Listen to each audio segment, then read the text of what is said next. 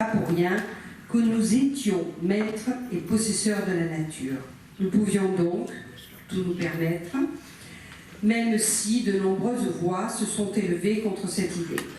Donc maîtres nous étions et nous comportions comme tels, peut-être encore aujourd'hui. Autrement dit, nous sommes devenus aveugles à ce qui ne nous apparaissait pas comme faire partie de nous-mêmes. Les hommes eux-mêmes n'ont pas été épargnés. Je pense à l'époque des zoos humains, Paris, 1889, capitale des Lumières, qui célébrait, je vous le dis, 100 ans de liberté, d'égalité et de fraternité.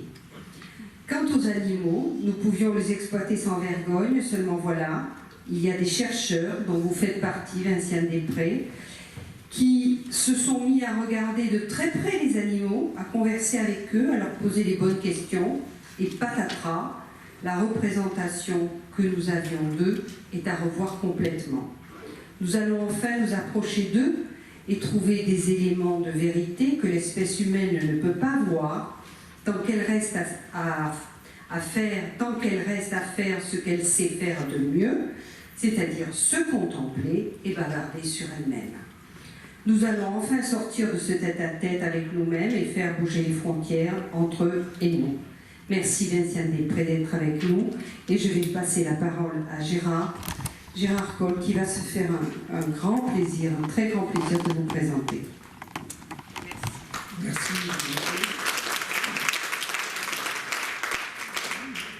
Mesdames, Messieurs, chers amis fidèles du collège, il me revient de vous présenter la conférencière que nous accueillons ce soir. Que dire de plus que vous sachiez, après que vous ayez pris connaissance des programmes du CNL. Sinon que Mme Vinciane Després est philosophe, chercheuse au département de philosophie à l'Université de Liège.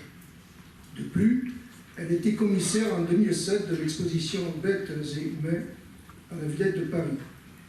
Madame Després, en qualité d'éthologue, est l'auteure de plusieurs livres qui traitent de la question animale.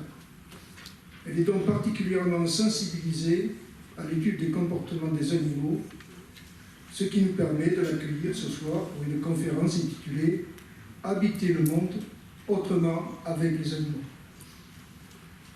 Madame, vous clôturez ce cycle de conférences de l'année 2016-2017 intitulé « Des yeux pour voir », ayant pour fil conducteur les frontières. Votre conférence va peut-être nous amener à la frontière entre l'homme et la bête. En effet, votre intervention évoquera sans nul doute cette frontière, sachant qu'entre les animaux et les hommes, un monde nous sépare. Bien que, selon la théorie de l'évolutionnisme développée par Darwin, l'existence de l'être humain sur la planète Terre fait suite à l'évolution de la sélection naturelle depuis l'amibe jusqu'à l'homme en passant par différentes espèces et en particulier celles des animaux. De plus, ce scientifique n'a-t-il pas dit la différence entre l'esprit de l'homme et celui des animaux les plus élevés n'est certainement qu'une différence de degré et non d'espèce. Madame, nous vous écoutons.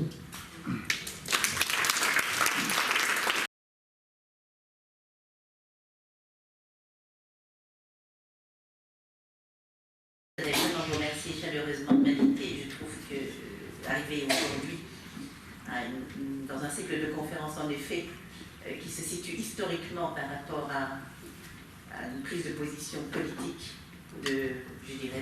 d'insurrection, eh bien, ça me plaît d'être prise dans un cycle, surtout aujourd'hui, insurrectionnel.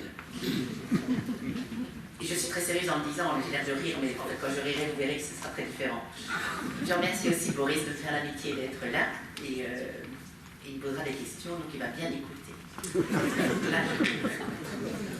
Alors, insurrectionnel, alors je ne vais pas parler maintenant de la différence de degré, etc., mais on va y venir. On va y venir, mais je n'aborde jamais ce genre de questions frontalement, parce qu'elles sont polémiques quand on les aborde frontalement, et j'ai polémiqué suffisamment pour pouvoir maintenant le faire en détricotant plutôt qu'en attaquant le sujet. Je pense que je vais vous parler aujourd'hui donc de territoire, parce que je travaille là-dessus depuis maintenant 1 an et demi, 2 ans, donc c'est un sujet relativement neuf pour moi. C'est un sujet qui m'est tombé dessus alors que je ne voulais plus travailler sur les animaux, parce que Je travaillais sur les relations que les humains entretiennent depuis maintenant 7 ans. Je travaillais principalement sur les sujets, sur les relations que les gens entretiennent avec leurs défunts, qui est un sujet qui est tellement mobilisateur que ça nécessite peu de disponibilité affective et même intellectuelle pour renouer avec des formes vitales de pensée qui sont celles des animaux. Et puis ça m'est tombé dessus, c'est très bien, parce que ça me permettait de revenir en effet du côté des vivants sur un mode plus complet. Et je l'ai fait parce qu'en fait j'ai écrit un livre pour enfants, qui était pour moi une véritable expérience et surtout une véritable épreuve. On m'avait demandé pour la réouverture du parc de Grand Ferré en Bretagne, qui est un parc animalier, mais très particulier dans la mesure où les animaux ils sont en liberté, mais ce sont, vous en doutez, des végétariens, non, parce qu'autrement ça n'irait pas. Et dans une liberté telle que quand vous visitez ce parc, c'est vous qui vous sentez pas chez vous. Et j'avais trouvé que c'était très impressionnant de me dire, tiens là, ici, les animaux ils sont chez eux, puisque eux ils ont le droit d'aller partout, ils n'ont pas le droit de sortir des chemins. Vous avez des wallabies, etc., qui vous croisent et qui... Et donc c'était une épreuve aussi, parce que quand on m'a demandé d'écrire un livre pour enfants, ce qui était donc une demande de Patrick Bouchain notamment, et c'est aussi pour le 50e anniversaire de la Fondation de France, j'ai dit mais je ne connais pas les enfants. Alors il m'a répondu mais tu as été un enfant. Pour moi la réponse était assez insatisfaisante et ne me rassurait pas du tout. Et puis je m'y suis mis en disant c'est une jolie épreuve d'écrire pour les enfants, parce que je vais être obligée de réfléchir beaucoup plus sérieusement et d'aller beaucoup plus vite pour dire qu'est-ce que je veux faire passer. Qu'est-ce que j'ai envie de faire passer et comment je vais le faire passer et comment je peux faire de la philo sans faire de la facilité, mais en même temps en étant beaucoup plus directe et immédiate dans ce que j'ai envie de les faire penser, de transformer comme mode de pensée. Et au départ, je voulais réfléchir sur l'architecture animale, ne fût-ce que par amitié pour Patrick Bouchain, qui est scénographe, architecte et paysagiste. Et puis je me suis rendu compte que ce n'était pas suffisant l'architecture animale, j'allais faire un espèce d'exposé très technique sur comment les termites construisent, les controverses au sujet de l'orientation des termitières, pour savoir si c'est à cause de l'humidité, de la chaleur, de la ventilation, etc. Et je me suis dit non, il y a autre chose. Et puis il y a autre chose qui m'est apparu dans les écrits sur les animaux. Et j'ai eu une espèce de souffle d'espoir, c'est de voir que les théories en quelques années avaient terriblement été modifiées. Et qu'elles étaient modifiées non pas seulement parce que je trouvais des animaux, comme je le constate depuis 25-30 ans que je travaille dans le domaine des animaux, et qui m'a encouragée par moments à continuer, c'est non seulement j'ai trouvé des animaux de plus en plus intéressants, de plus en plus intelligents, de plus en plus complexes, qui est vraiment la chose, le diagnostic que je fais depuis que j'ai commencé à travailler dans fin des années 80, début des années 90 sur les animaux, mais parce qu'en plus je trouvais que les nouvelles théories étaient des théories qui voulaient vraiment réfléchir avec comment est-ce qu'on habite avec, qu'est-ce que ça veut dire habiter, et pas seulement pour les animaux, comment est-ce qu'on habite avec les animaux, mais aussi comment est-ce qu'on habite entre nous. Et finalement, ce livre est devenu, le but de ce livre, et c'est là que je suis en train d'élaborer, parce que je suis en train d'essayer de retravailler maintenant l'idée de faire quelque chose pour les adultes, dans la même idée. Ce livre est un livre quasiment insurrectionnel, mais plutôt comme une forme de protestation. Et c'est une protestation contre la notion de territoire, telle qu'elle a été élaborée. Alors, protestation pourquoi? Eh bien, il y a quelques années d'ici, par exemple, alors Boris pourra tout à fait confirmer, parce que c'est vraiment des choses qu'on enseignait qui étaient très, très, très, très connues et très à la mode.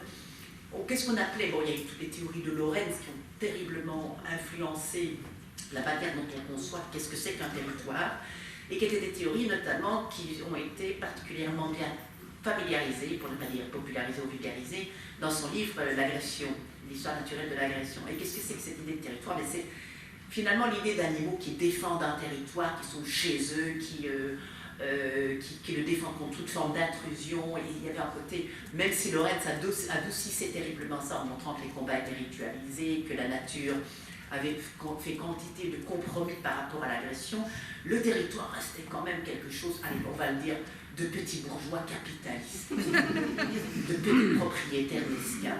Je suis chez moi, on n'entre pas, chez moi c'est chez moi, etc. Et écoutez, ça allait tellement loin cette notion de territoire chez moi, c'est chez moi, que par exemple Hans Kühner, qui est un primatologue qui travaillait avec des babouins à Madrias, faisait des expériences du style, et qui étaient des expériences pour déterminer l'idée de la possession de la propriété, que ce soit du territoire ou des femelles. C'est un peu kiff-kiff dans les années 60-70. les mâles avaient les femelles comme ils avaient un territoire. Hein. On était vraiment dans l'idée que les femelles sont des biens de propriété, comme quand ils ont un des rares biens de propriété que les babouins pouvaient avoir, parce qu'ils n'ont pas beaucoup d'objets. Ils avaient des femelles, donc ils avaient quand même un peu de propriété, plus leur territoire. Alors qu'une mère, par exemple, mettait un babouin A dans une cage, et puis il faisait entrer une femelle, et puis il introduisait un babouin B. Et on essayait de voir, tiens, comment le babouin A et le babouin B vont négocier ça. Et puis il constatait très vite que le babouin A prenait des allures de dominant, était beaucoup plus agressif, etc. Et on disait que le babouin A est devenu en quelque sorte territorial au double sens du terme, au sens de la cage, au sens, et le babouin B prenait des attitudes subordonnées, essayait, etc. Et donc on installait, et on considérait comme évident et naturel que la propriété privée, finalement, faisait partie des mécanismes naturels. En fait, c'est ça même si c'est pas ça qui se disait, il y avait quelque chose de ça. Et on trouve dans le livre de Lorenz, par exemple, presque un éloge de la propriété territoriale, en disant c'est ça qui régule la distribution de la population dans un environnement donné. Il y a des exemples qui ne sont pas très loin, en effet, d'une économie marchande, puisqu'il dit si tous les boulangers s'installent au même endroit, eh bien, ça ne marcherait pas. Si tous les pharmaciens s'installent au même endroit. Donc, les animaux doivent répartir le territoire et être propriétaires. C'est un moyen de réguler, finalement, la distribution, l'accès aux ressources et le fait qu'il n'y ait pas surexploitation des ressources. Donc, voilà un petit peu la question qui me touchait. C'était de me dire, finalement, une bonne partie de nos contrats sociaux, quand on y pense, hein, les contrats sociaux, par exemple, les contrats sociaux fondateurs, ben, repose sur la propriété privée.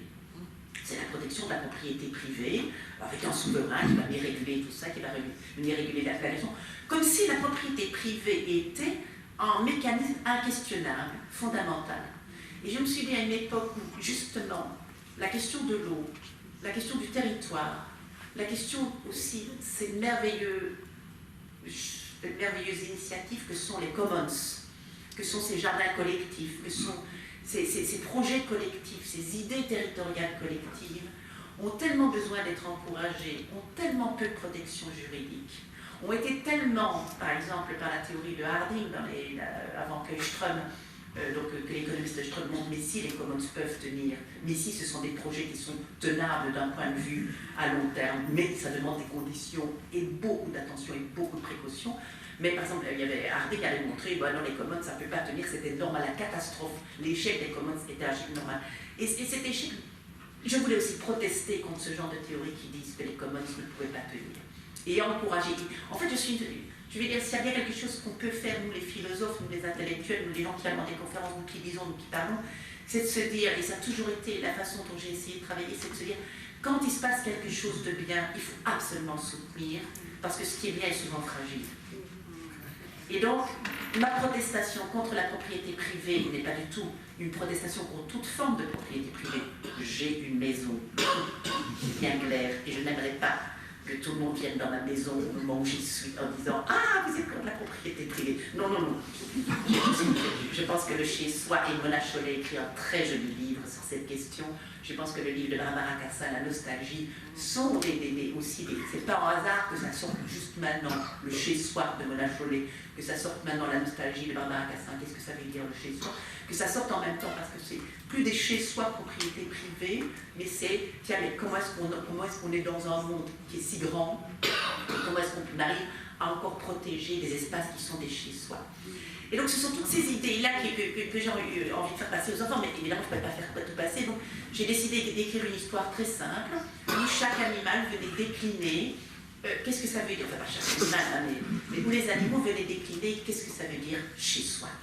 Et je suis partie dans ce livre pour enfants, je disais comment on commande, c'est toujours très dur de commencer un livre, ceux qui écrivent le savent, c'est les premières lignes qui sont les plus dures, après on ne fait presque plus rien, en fait, moi j'ai toujours eu le sentiment, après je fais rien, je contrôle les virages, c'est tout, et quand je suis dans le fossé, il faut simplement remonter, mais c'est les premières lignes qui sont dures parce que vous engagez une telle responsabilité, après ce qui est écrit va écrire le reste, c'est ça. Et donc le début, c'est hyper important, parce que si vous vous trompez, vous pouvez vous le rendre compte 50 pages plus loin. Et il faut tout recommencer, c'est pas trop tard, mais il faut tout recommencer. Et il vaut mieux tout jeter. Donc ce qui est écrit au début va faire écrire le reste. Et je me suis dit, je ne peux pas faire ça toute seule. Et j'ai été chercher un conte chez Ursula Le Guin, qui est une écrivaine magnifique, de sciences humaines, de science-fiction, pardon, philanthropologue, et qui avait écrit dans le New York Times une petite nouvelle, elle a écrit quantité de nouvelles de science-fiction, etc., d'une poésie extraordinaire, ça s'appelait en anglais « She unnames them ». Et ça veut dire donc elle les a dénommés, si je devais traduire littéralement en français. C'est-à-dire elle leur a retiré leur nom. Et l'histoire raconte ceci, c'est que Ève, au jardin du paradis, aurait été trouver les animaux et leur aurait dit, vous savez, les noms qu'Adam vous a donnés, peut-être si on les rendait. Et alors les animaux discutent, et c'est très joli leur discussion, parce que finalement ils tombent tous d'accord, oui on va rendre les noms à Adam, c'est pas les noms qu'on a choisis. Mais, et puis il y a une jolie discussion, parce que oui, mais Bobo, le Médor et Félix et Coco, est-ce qu'on doit rendre ces noms-là? Alors non, ceux-là, vous pouvez les garder, c'est des noms personnels, ça y a pas de problème. Et donc les animaux vont rendre tous les noms à Adam, et puis Ève se dit tout compte fait, ah ben moi aussi, donc elle va trouver Adam, elle dit Adam, tout le respect qu'on voit, mais moi aussi, je ne m'appelle plus Ève, et ils foutent tous le camp du paradis, Ève, avec les animaux. J'ai trouvé que c'était tellement subversif, tellement joli, tellement beau. Et puis et je me suis dit, si je commençais comme ça, pour moi, mettre dans la tête des enfants, que la manière dont nous nommons est quelque chose d'extrêmement important, que la manière dont nous nommons est déjà un destin, que les noms sont déjà des destins, que nous en sommes responsables, et que Adam a pris une fameuse responsabilité, mais n'a pas été très conséquent dans cette responsabilité. En nommant, il devait penser aussi, d'une certaine manière, à comment nommer avec attention. Et puis pour la suite, je me suis dit, bon, mais déjà décentrer les enfants par rapport au fait que les animaux ne sont pas des choses naturelles, naturellement comme elles sont, mais que nous avons, d'une certaine manière, des rapports avec eux qui nous les font penser comme notre culture les fait penser, que les noms jouent déjà. Je plaisante à un moment donné, je dis, c'est pas rien de s'appeler rat quand on pense qu'il y a de la mort au rat et de la peste, etc., etc. Et donc je me disais, remettre les enfants dans cette catégorie-là. Et puis pour la suite, je me suis dit, mais je vais toujours faire confiance à Ursula Le Guin parce qu'elle avait, dans une série de nouvelles, elle avait imaginé des crypto-linguistes qui, dans un avenir très très lointain, sont capables de décrypter le langage des animaux, qui change un petit peu, parce que d'habitude c'est aux animaux qu'on demande d'apprendre une langue, les perroquets, les singes parlants, etc. On leur dit, bah, vous avez d'abord apprendre votre langue, et puis après on discutera ensemble, savoir si vous connaissez la mort, si vous êtes, ce que vous pensez de la vie, etc. Mais bon, je caricature parce que c'est pas vrai, il y a aussi de plus en plus de travaux qui interrogent les langages animaux. Toujours est-il qu'elle avait écrit de très jolies nouvelles en imaginant des cryptolinguistes qui sont dans des superbes, c'est presque du Georges Perec, cantatrice sopranica, ou presque du Borghese, des cryptolinguistes qui font des controverses au sujet de la bonne manière de traduire un message de fourmi, ou de traduire une danse de manchot, empereur, et de savoir comment il faut les interpréter pour bien les comprendre, etc. Et donc je vais décider que les animaux doivent, en m'inspirant de Le Guin, et là je partais à ce moment-là toute seule, mais j'étais sur la lancée qu'elle m'avait insufflée, que les animaux allaient choisir leur nom et que c'est les escargots qui les premiers allaient choisir, trouver leur nom, et que ce nom des escargots, les escargots allaient choisir comme nom, ce qui permettait d'arriver enfin à mon sujet, parce que tout le monde savait plus l'avoir ce que je voulais faire. Et vous allez peut-être vous inquiéter parce que je vais y arriver aussi. Les escargots disaient, nous on a trouvé notre nom finalement après moult discussions, parce que la question pour les animaux c'est est-ce qu'on doit utiliser des mots, ou est-ce qu'on doit utiliser de l'écolocation, ou est-ce qu'on doit utiliser des vibrations dans l'eau, ou est-ce qu'on doit utiliser des parfums, ou est-ce qu'on doit utiliser un rapport à autrui, est-ce que par exemple le fait de brouter de l'herbe c'est ça qui définit les vaches, ou bien est-ce que c'est leur corne qui les relie au cosmos comme disait Schneider, qui définit l'identité des vaches, qui définit ce qu'elles sont, quel est le nom qu'on doit leur donner. Et puis les escargots vont dire « chez moi c'est encore moi ». Chez moi c'est encore moi.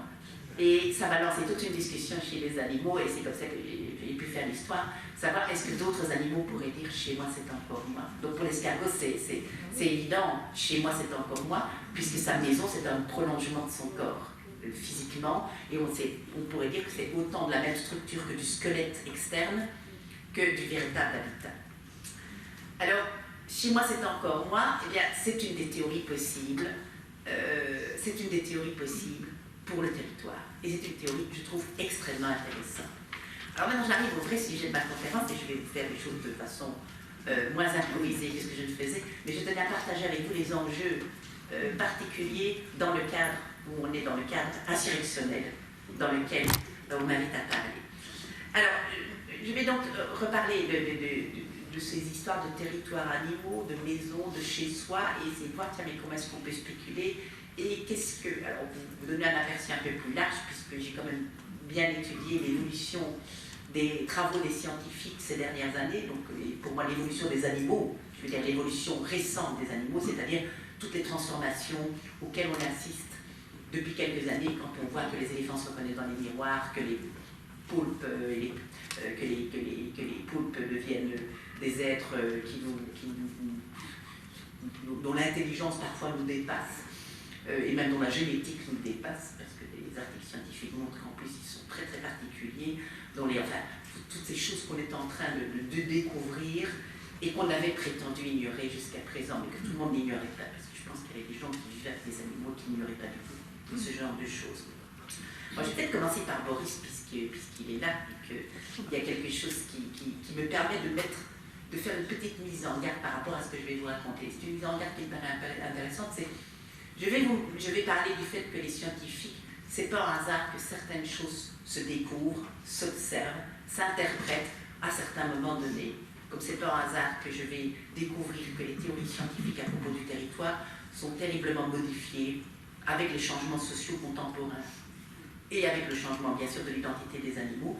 Mais ce que je ne voudrais pas qu'on croie, c'est que les changements d'observation et d'interprétation des comportements animaux sont purement déterminés, unilatéralement déterminés par l'idéologie des observateurs. Mais je tiens à insister sur le fait que les histoires qu'on peut raconter, les scripts qu'on a à notre disposition, le contexte culturel dans lequel on est, par exemple, c'est pas un hasard, je pense que Lorenz voyait le territoire sur ce mode-là. Mais les scripts qu'on a à notre disposition vont terriblement affecter la manière dont on observe et tout. Mais c'est pas nécessairement quelque chose dont je vais considérer que c'est un biais scientifique et que ça devrait être éradiqué de la science. Je considère simplement, soyons attentifs aux scripts avec lesquels on raconte les animaux. Il ne s'agit pas de les éradiquer parce que si vous enlevez un script, vous en aurez un autre à la place. Vous ne pouvez pas travailler sans script. Donc il vaut mieux ne pas dire je vais faire une science pure, hein, comme disait Michel Serres. Je ne vais pas essayer de faire une science pure de tout mythe, parce qu'il n'y a rien de pire mythe qu'une science pure de tout mythe, mais simplement avec quel mythe je travaille et comment est-ce que ça m'oblige à penser, tiens, les autres mythes auraient été possibles et qu'est-ce qu'ils m'auraient obligé à voir et à raconter. Alors je trouve que c'est parfaitement bien illustré dans un contraste que je fais entre une présentation que Boris avait fait du livre de Shirley Ström il y a quelques années d'ici, et Bertrand Russell qui avait produit un discours qui paraît très similaire, mais je voudrais faire un contraste entre les deux, donc un discours relativement, alors du côté de Russell assez critique et ironique, et chez Boris un discours dont je dirais qu'il est accompagnateur du fait qu'on a des scénarios qui accompagnent nos observations, qu'on a des histoires qui racontent des narrations particulières, et que ces narrations nous engagent parfois à voir des choses qu'on n'aurait pas pu voir autrement. Et c'était là le contraste que je viens. Alors, voilà, Boris donc écrivait à propos de la primatologue Shirley Ström, lorsqu'elle a publié la traduction française de son livre presque humain. Voilà ce qu'il écrivait. Quand les éthologues, donc les spécialistes du comportement animal, les éthologues mâles décrivaient la dominance, ce mot faisait référence à une série de comportements caractérisés, se servir le premier, menacer, prendre. Depuis que les éthologues femmes décrivent la dominance, ce mot se rapporte à une manière de tisser un réseau affectif, une série d'échanges affiliatifs, de communication sensorielle agréable qui structure le groupe. Alors, est-ce que ça voudrait dire que les femmes parlent autrement, qu'elles voient, qu'elles interprètent, qu'elles décrivent les choses autrement parce qu'elles sont femmes? En fait, oui et non. Mais cette proposition, c'est le contraste que je voudrais établir, fait en fait un lointain écho à ce que Bertrand Russell, le philosophe logicien, notamment l'épistémologue, écrivait dans les années 1930. Il faut préciser, on ne passe pas encore 13 ans devant nous, mais on ne peut pas préciser 1930, et qui s'étonnait, c'est très drôle hein, ce qu'il dit, il s'étonnait, disait-il, que les animaux apparemment tendent à adhérer aux mêmes idéologies, à la philosophie de ceux qui les observent. Alors je le cite. Les animaux apparemment se conduisent toujours de manière à prouver la justesse de la philosophie de l'homme qui les observe. En témoigne, dit-il, le fait qu'au XVIIIe siècle, les animaux étaient féroces, mais sous l'influence de Rousseau, ils commencèrent à illustrer le culte du noble sauvage dont Peacock se moque dans Orang-Outan. Pendant tout le règne de la reine Victoria, les singes furent de vertueux monogames, mais durant leurs années 20, leurs mœurs se détériorèrent de manière désastreuse. Quant aux théories de l'apprentissage, toujours Russell qui parle, qui se fondent sur l'observation des animaux, on peut manquer de s'étonner que les animaux observés par les Américains froncent avec frénésie jusqu'à ce qu'ils tombent par hasard sur la solution. Vous voyez, c'est les rats dans le labyrinthe. Les animaux observés par les Allemands restent tranquillement à se gratter la tête jusqu'à ce qu'ils aient élaboré une solution dans leur fort intérieur. Et ça, c'est toutes les recherches de Köhler sur l'insight, qui travaillait avec des chimpanzés, notamment il a commencé pendant la guerre 14-18, en opposition à l'émergence des théories behavioristes. Alors, ces deux propositions, tant celle de Boris que celle de Russell, pourraient être étayées par l'histoire. Et de fait, quand Shirley Ström arrive et que a publié ses premiers travaux, on constate qu'il y a une vraie rupture par rapport aux primatologues mâles qui observaient avant elle sur le terrain ou ailleurs. Et elle le dira elle-même. Elle dira, quand je chausse mes lunettes universitaires, je ne vois pas la même chose que quand je chausse mes lunettes à babouin. Elle dira elle-même aussi, on m'avait dit de ne jamais descendre de ma camionnette pour les observer parce qu'ils sont dangereux, ils n'arrêtent pas de se battre. Et puis un beau jour, c'est son prédécesseur qui lui avait appris ça, surtout ne sort pas de ta camionnette. Puis un beau jour, elle est sortie, puis elle s'est accrochée, elle a fait l'habituation, elle a vu qu'elle avait des mâles gentils, conciliants, qu'elle n'était pas du tout en danger, qu'elle partageait même des moments avec eux. C'était assez extraordinaire. Donc peut-être en effet qu'il y a une différence en effet entre ce que les femmes et ce que les hommes observaient. Et cette différence, elle peut être aussi liée, et ça je pense que c'est ça que Boris aussi sentait bien, c'est que les femmes avaient fait quelque chose que les collègues mâles ne faisaient pas dans les années 60, c'est qu'elles ont prêté attention aux femelles. Jusque longtemps, ça, les femmes mâles, vous savez, elles s'occupent des enfants, elles ne font pas grand-chose, pas la peine de les observer. Et puis les femmes ont dit, mais enfin, c'est peut-être un peu vite dit ça, si on les observait quand même avant de dire qu'elles font rien. Et puis elles ont constaté à quel point les femelles, chez nous, dans de très nombreuses troupes de babouins, sont un nœud central dans la socialité de la troupe. D'autant plus que les femmes ont découvert, en restant plus longtemps sur le terrain, ce qu'on n'avait pas vu quand on faisait des petites périodes d'observation, que les mâles chez les babouins, pas chez tous les babouins, pas chez les babouins de Madrid, mais chez tous les babouins dont on parle ici, les mâles ne restent pas très longtemps dans la même troupe, ils quittent la troupe à l'adolescence et puis ils vont migrer. Et la logique est que si on doit être responsable du social, de la hiérarchie des réseaux sociaux, si vous restez là qu'un mois ou 2 ou 3 semaines, c'est quand même un peu étonnant que vous arriviez à organiser toute une société en n'étant que de passage. Et donc ça a obligé les chercheurs à reposer la question de mais en fait, qu'est-ce que font les femelles quand elles ont l'air de ne rien faire. Elles ont constaté, très intéressant, qu'avoir l'air de ne rien faire, en fait, c'est très intéressant. C'est pas parce qu'on ne fait rien qu'on a l'air de ne rien faire, c'est parce qu'il n'y a pas grand-chose à faire. Et pourquoi est-ce qu'il n'y a pas grand-chose à faire? Mais parce qu'il y a des choses à faire, mais parce que les femelles se connaissaient toutes très bien, elles sont nées dans la même troupe. Elles sont sœurs, cousines, bref, je reviens de Corse, c'est la famille corse, quoi, qui est étendue sur toute l'île. C'est-à-dire que toutes les femelles se connaissent bien et que les questions de hiérarchie, de prééminence, etc., elles peuvent se poser, mais elles ne se posent pas tout le temps, parce qu'elles ont déjà été partiellement et largement résolues, un peu comme quand vous allez dans vos réunions de famille, il y a des choses qui ne se disent plus, on peut parler à demi-mot, on peut parler en finissant par ses phrases, on peut parler en changeant tout le temps de sujet. C'est le truc des vieux amis et des relations familiales. Pourquoi? Parce qu'on se comprend. Et donc quand les femelles avaient l'air de n'avoir aucun rôle social, c'est pas qu'elles n'avaient aucun rôle social, c'est que les choses étaient suffisamment stabilisées pour leur permettre de socialiser sur des modes moins spectaculaires. Alors que les mâles qui peuvent s'intégrer dans des troupes, on s'intègre et quand on n'a pas vraiment les moyens de négocier, on fait le gros dur. On fait l'adolescent mal dégrossi. Alors,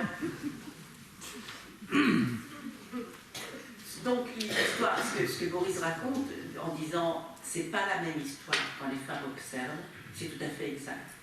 C'est pas la même histoire. Et pourquoi est-ce que les femmes sont restées plus longtemps? Ça aussi fait partie de l'histoire des femmes. C'est pas parce qu'elles sont plus émotionnellement connectées aux animaux, mais ça a comme conséquence qu'elles sont plus émotionnellement connectées aux animaux. Je veux dire, il faut pas. Si on naturalise les choses, on dira les femmes sont restées plus longtemps sur le terrain parce que elles aiment bien les animaux, les femmes, c'est bien, elles aiment bien. Elles auraient joué avec des poupées, puis avec des singes, même combat. Mais il faut penser que la connexion émotionnelle est une conséquence et pas une cause. Et pourquoi est-ce qu'elles sont plus connectées? Parce qu'elles restent plus longtemps. Et pourquoi est-ce qu'elles restent plus longtemps? Mais parce qu'elles avaient, dans les années 60, pas autant de chances que les hommes d'entrer en compétition pour les postes universitaires. Face à un homme, elles n'avaient aucune chance d'être prof. Et donc, qu'est-ce qu'elles faisaient? Elles restaient sur le terrain, elles demandaient des bourses qu'elles arrivaient à obtenir, et elles faisaient d'excellentes recherches. Tellement elle arrive en 62 sur le terrain des babouins en Ouganda, et elle va y rester jusqu'en 68-69. Alors que quand je compare, par exemple, les tout grands primatologues de cette époque-là, qui sont Sherwood, ça y est, son nom, Irvine Devore et Sherwood Washburn, je regarde les premiers livres qui sont, enfin pas les premiers livres, mais les livres qui sortent en 62-63, j'ai compté les heures de terrain qu'ils avaient fait. Mais pour un livre, ils avaient fait 600 heures de terrain. C'est rien du tout par rapport à 9 ans ou 7 ans ou ça, même 50 terrains. Et en 600 heures, vous faites pas d'habituation, donc vous ne voyez pas la même chose. Donc vous voyez les choses les plus spectaculaires, vous ne voyez pas que les mâles ne sont pas les mêmes que celui que vous aviez vu le mois dernier. En fait, ce n'est pas le même que celui que vous voyez ce mois-ci, parce que vous êtes trop loin pour remarquer nécessairement la différence. Alors, on en profite. Il m'a dit c'est parce que les hommes sont plus efficaces. Ça lui appartient. Non, c'est probablement vrai. Ils ne savent pas ralentir. Il faut le voir comme ça. Il faut accepter ce genre de proposition et dire peut-être que les hommes ne savent pas ralentir. Que l'hésitation leur est peut-être plus étrangère qu'aux femmes, par exemple. Mais c'est une hypothèse parmi d'autres. Et je voudrais surtout acquérir ici, avant la fin de ma conférence, une posture de féministe qui rendrait mes propos suspects. Donc je vais plutôt laisser dire et sourire avec beaucoup de bienveillance. Toujours est-il qu'entre la proposition de Boris et la proposition de Bertrand Russell, je voulais faire sentir une différence. Et elle, pour moi, elle réside, il y a une vraie différence, mais elle se sent dans un détail qui m'importe. Donc je disais, la proposition de Boris, historiquement, je vais essayer de vous faire un petit résumé en disant, mais voilà exactement ce qu'il est en train de décrire. C'est en effet, les femmes ne décrivent pas la même chose, n'ont pas les mêmes histoires que leurs collègues masculins. Et pour Bertrand Russell, quand il dit que sous le règne de la reine Victoria, les sages étaient vertueux monogames, mais dans les années 20, leurs mœurs se détériorèrent de manière désastreuse, c'est tout à fait exact aussi. Je vais dire, je retrouve dans l'histoire, c'est que dans les eaux, sous le temps de la reine Victoria, on essayait de représenter une famille idéale. Donc on mettait toujours des couples, même si les animaux ne vivaient pas en couple. Et à la rigueur, si on n'avait pas ce qu'il fallait, on mettait une babouine avec un chimpanzé ou un gibbon. C'était préférable à imaginer des histoires comme des harengs et des choses comme ça. Et dans les années 20, qu'est-ce qui va se passer? C'est Solly Zuckerman qui va commencer à les observer au Monkey Hill du zoo de Londres et qui va observer une bagarre absolument abominable entre ces pauvres babouins, une centaine de babouins, presque une centaine de babouins qu'on a mis dans une cage dont on trouvait à l'époque qu'elle était très spacieuse, mais pour 100 babouins ça n'a rien de spacieux, avec une gravissime erreur en plus. Ils avaient voulu qu'il n'y ait pas de femelle dans l'affaire pour ne pas semer le trouble. Et en fait, il y en avait 6 qui s'étaient subrepticement glissés dans l'affaire. Vous voyez, les babouins madrias qui normalement vivent un mâle avec plusieurs femelles, il m'a dit 6 femelles pour 94 mâles. Vous voyez la fête que ça a dû être. Il y a quelques, je crois 2 ans plus tard, il y avait déjà une bonne partie qui était morte de stress, de blessures, etc. Alors ils se sont dit, oh mais non, on va résoudre le problème, on va remettre plus de femelles. Ils en ont mis 25, alors là, c'était le feu d'artifice. Et ils ont observé ça, et ce qui est intéressant, c'est qu'ils ont observé ça en pensant qu'ils avaient affaire à des conditions plus ou moins normales. Et c'est ça qui est intéressant. Ces chercheurs n'étaient pas des monstres sanguinaires en train de dire « il y a plus d'ambiance, c'est encore mieux pour nous ». Ce sont des gens qui ont pensé. Et pourquoi est-ce qu'ils pensaient que c'était plus ou moins normal? Mais parce qu'ils étaient en quête d'un scénario très particulier, qui était le scénario de comment est-ce qu'on est devenu humain, comment est-ce qu'on a fabriqué une société, qu'est-ce que ça veut dire une société, pourquoi est-ce qu'on est sociaux. C'est drôle de question, hein, parce que c'est une question que les Occidentaux se posent particulièrement. Pourquoi est-ce qu'on est sociaux? Alors qu'on peut peut-être se poser la question, tiens, quand un être n'est pas social, pourquoi ne l'est-il pas? Parce que peut-être que la socialité est au fondement de toute forme de vie. Les cellules sont des êtres sociaux, les bactéries sont des êtres sociaux. Et Dominique Lestel a une très jolie remarque, parce que quand on dit, oh mais les orang-outans, ils ne sont pas très sociaux, ce n'est pas des êtres sociaux, c'est des êtres sages non sociaux. Et il dit, les fermiers du Texan non plus, parce qu'ils habitent à 50 km les uns de chez les autres. quelque chose de très juste là-dedans. D'autant plus que pour les orang-outans, je suspecte qu'il y a un autre phénomène, c'est que ceux qu'on observe, ils ont toujours un chercheur derrière eux. Ça veut dire que les autres, quand ils voient arriver l'autre avec son copain pas trop normal, là, c'est dangereux, ben, ils doivent se dire, oh, celui-là, il n'est pas fréquentable, il est toujours avec un humain, c'est pas très bien. Je suspecte que les orang-outans sont d'autant moins sociaux qu'on les observe, enfin, dans les conditions. Cette hypothèse n'est pas la mienne, c'est une hypothèse que va faire un jour un chercheur, parce que je lui disais que le fait d'observer, modifier les comportements des animaux, notamment par rapport à la prédation, puisque quand on observe par exemple des animaux qui ont des prédateurs, ben, on empêche les prédateurs de s'approcher, la présence des humains. Ce qui veut dire qu'on n'observe pas la prédation. Donc on n'observe pas les comportements anti-prédateurs. Ça c'est intéressant. Mais en même temps, on peut observer des choses qu'on n'observerait pas si on n'était pas là. D'autant plus si on n'était pas là. Vous allez me dire, mais oui, ça c'est un peu maladroit. Mais c'est un grand problème épistémologique. Mais donc ça veut dire qu'il y a des choses qu'on n'observe pas parce qu'on est là. Mais c'est la condition, il faut être là. Et qu'en plus c'est très joli parce que Thelma suggère que le fait qu'on soit là, mais les animaux, en fait, c'est peut-être ça l'habituation, c'est pas nous qui la pratiquons, c'est eux qui comprennent très vite que quand on est là, ils sont protégés et quand on exploite notre présence. Je trouve que c'est assez intéressant de penser que c'est plutôt une espèce de contrat, de protection qu'on fait avec les animaux qu'on habitue. Toujours est-il que, donc, pour Bertrand Russell, son constat, c'est, oui, je disais donc, on cherchait des modèles de pré-humanité, si vous voulez, des modèles comment on est devenu humain, et que ça a fortement changé les choses, d'autant plus qu'il faut quand même savoir que sur les Zuckerman, une lecture qui l'a profondément influencé, c'est Totem et Tabou de Freud, qui est ce livre, une vraie fiction qui interroge la naissance de ce que Freud considère comme des caractéristiques de l'humanité, c'est-à-dire le tabou de l'inceste, le remords, les rituels par rapport à un parricide qui serait fondateur, etc. Et donc, lui, il avait l'impression de voir quelque chose qui ressemblait à la possibilité de Totem et Tabou. Donc, une certaine possibilité naturelle qui aurait mené à sa fiction de Totem et Tabou. Donc, voilà, les mœurs se détériorent de manière désastreuse. Ben, Freud n'était pas innocent non plus dans la détérioration des mœurs, des babouins, dans ce qu'on a observé et qu'on est considéré comme dangereux. Mais entre Bertrand Russell, et c'est ça le point que j'essaye de faire laborieusement, entre Bertrand Russell et ce que dit Boris Cyrulnik, il me semble qu'il y a un point qui est important, c'est pas tout à fait la même chose. Et pourquoi est-ce que ça m'importe? Mais parce que la manière dont Boris va parler de la façon dont Shirley Ström et d'autres femmes à leur tour vont observer les animaux et dont la façon dont des scénarios, dont des narrations, dont des formes de sensibilité, dont des pratiques, aussi les pratiques c'est très important, vont modifier ce qu'on observe. Mais Boris doit faire attention à la fois aux mots, et on revient à cette histoire de nom. C'est-à-dire, Boris sait que les mots, et il le sait parce que son métier d'écrivain, et son métier de grand conteur, et son métier de guérisseur d'âme, l'y a conduit, l'a forcé à y penser. C'est-à-dire que les mots importent, que les mots désignent et que les mots sont responsables, d'une certaine manière, de ce qu'ils vont faire exister. Et ça fait peut-être une grosse différence, c'est que Boris va prêter attention, en effet, aux changements sémantiques, il le dit. Les changements sémantiques, comment est-ce que des mots se mettent à signifier autre chose dans des pratiques différentes.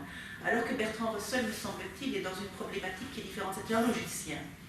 Et donc il est dans une conception de la vérité, non pas comme ce que j'appellerais, pour ce que désignerait Boris, une vérité de venir, c'est-à-dire comment est-ce qu'une vérité advient. Je pense qu'il y a une fonction pragmatiste dans ce que je suis en train de décrire. Comment est-ce qu'une vérité advient dans une narration, dans un choix de mots? La réalité leur advient. Alors que Bertrand Russell est dans une conception d'une vérité correspondance, c'est-à-dire ce que je décris doit correspondre à quelque chose qui est déjà là dans la réalité. Alors que je pense que la conception du langage que propose Boris, qui est une conception pragmatique, c'est-à-dire les mots que je vais proposer vont faire advenir une forme d'histoire et une certaine situation. C'est pour ça qu'un jour j'ai dit, mais lui il a appris, il a le don des bénédictions contre les malédictions. Parce qu'il y a des mots, vous savez, si vous dites que les enfants de parents homosexuels vont devenir homosexuels ou anormaux, etc., vous faites une malédiction, vous faites la fée Carabosse. Et si vous dites par exemple qu'il y a de la résilience, si vous dites des choses comme ça, vous dites, ben, vous commencez à apprendre finalement à créer des bénédictions, c'est-à-dire des actes propitiatoires, c'est-à-dire des actes qui vont accompagner un possible heureux, ou en tout cas fécond. Alors, cette différence étant posée, d'une certaine manière, me permet de dire, et donc les animaux changent depuis pas mal de temps, et le changement s'est fortement accéléré depuis une trentaine d'années. Je constate ce changement non seulement dans les comportements cognitifs, dans les comportements affectifs, dans les comportements empathiques, dans toutes les compétences qu'on prête aux animaux, dans tous ces animaux qui arrivent de plus en plus à, je dirais, réclamer, mais nous aussi, hein, les sages se reconnaissent dans le miroir. Ah oui, mais les éléphants, on peut dire nous aussi, les pies vont dire nous aussi, les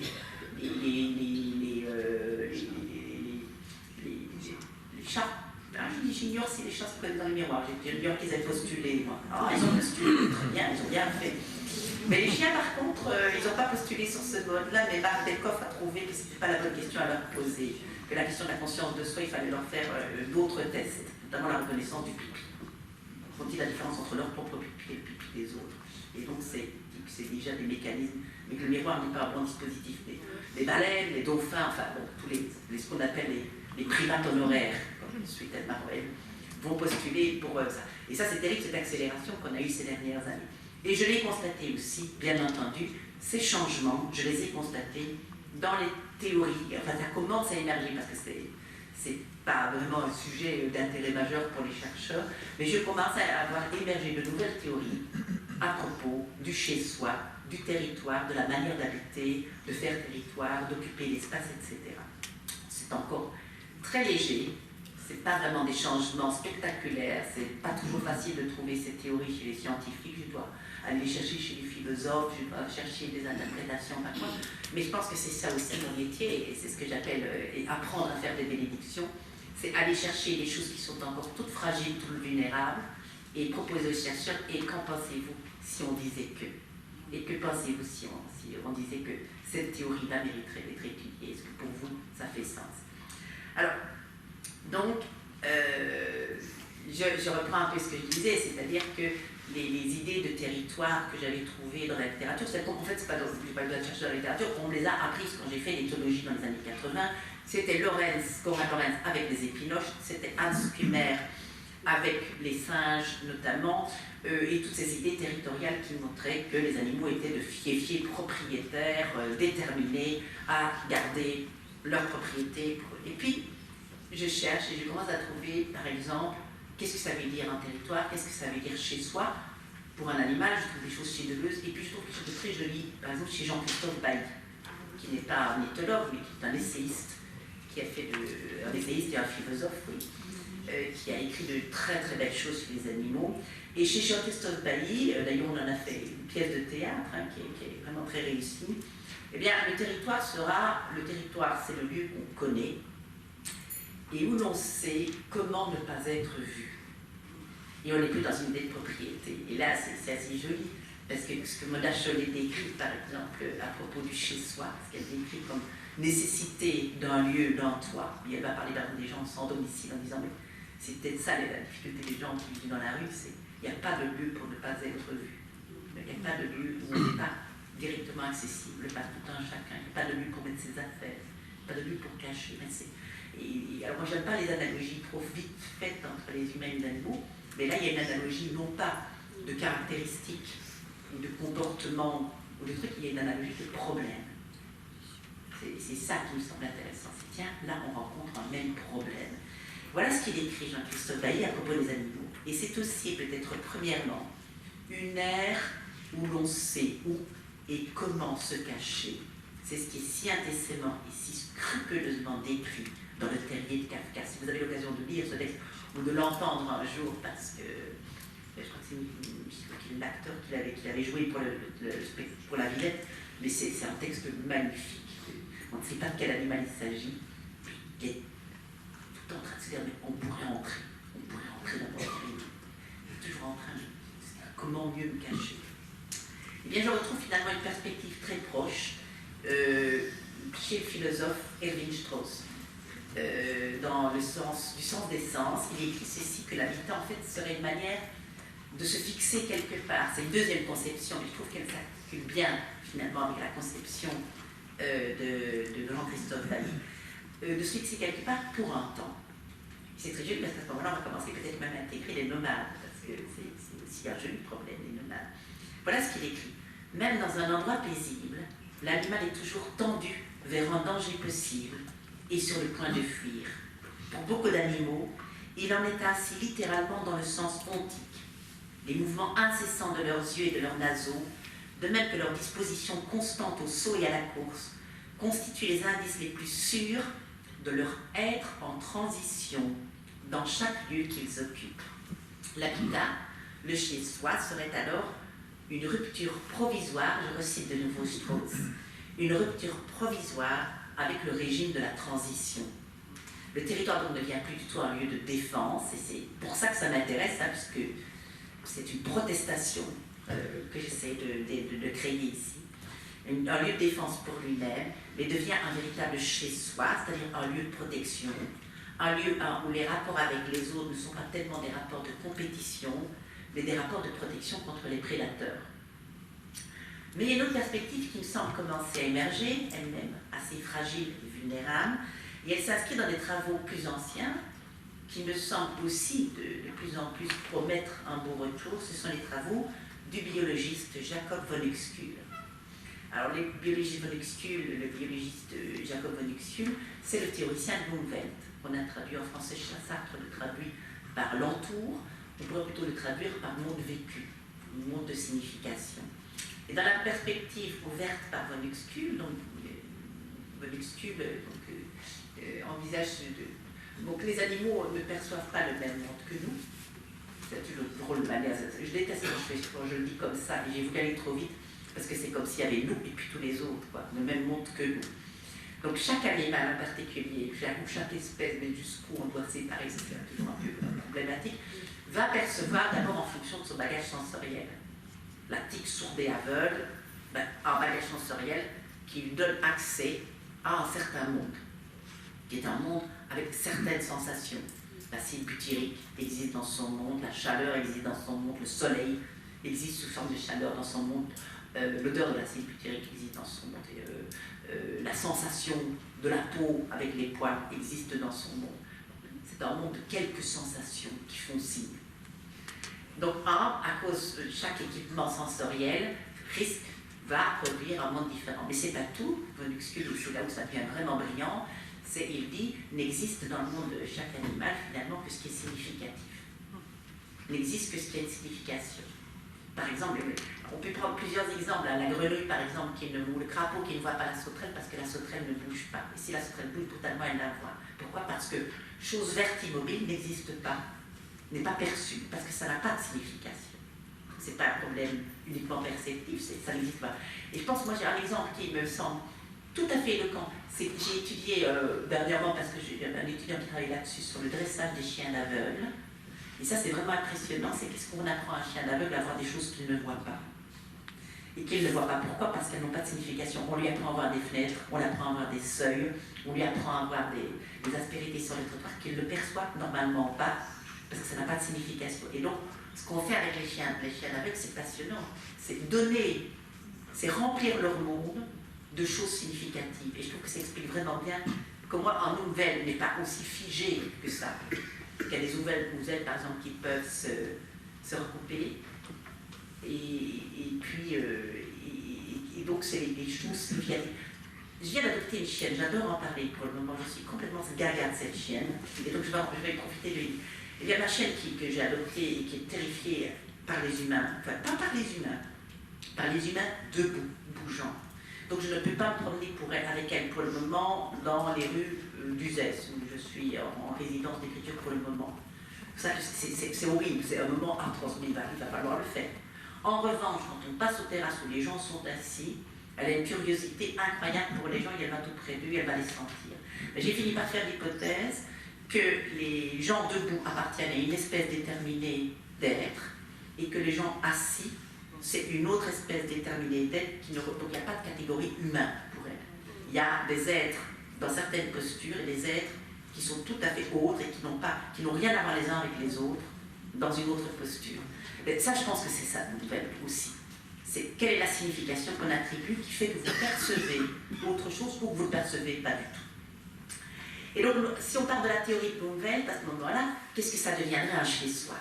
Qu'est-ce que ça devient pour un animal? Qu'est-ce que ça pourrait être pour un animal, et pas pour tous les animaux? On va en parler de certains animaux singuliers.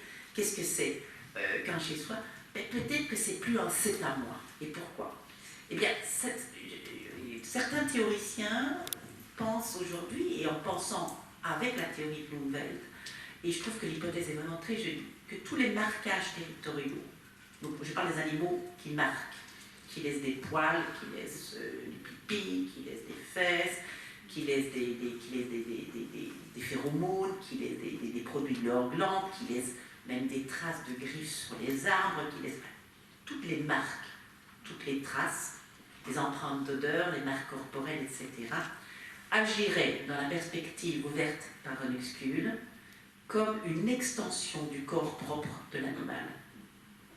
Donc d'une certaine manière, il y a une extension du corps. Et je pense, alors, comment est-ce qu'on pourrait penser ça, nous? Parce que c'est ça, comment est-ce qu'on arrive à imaginer conceptuellement ce que ça voudrait dire.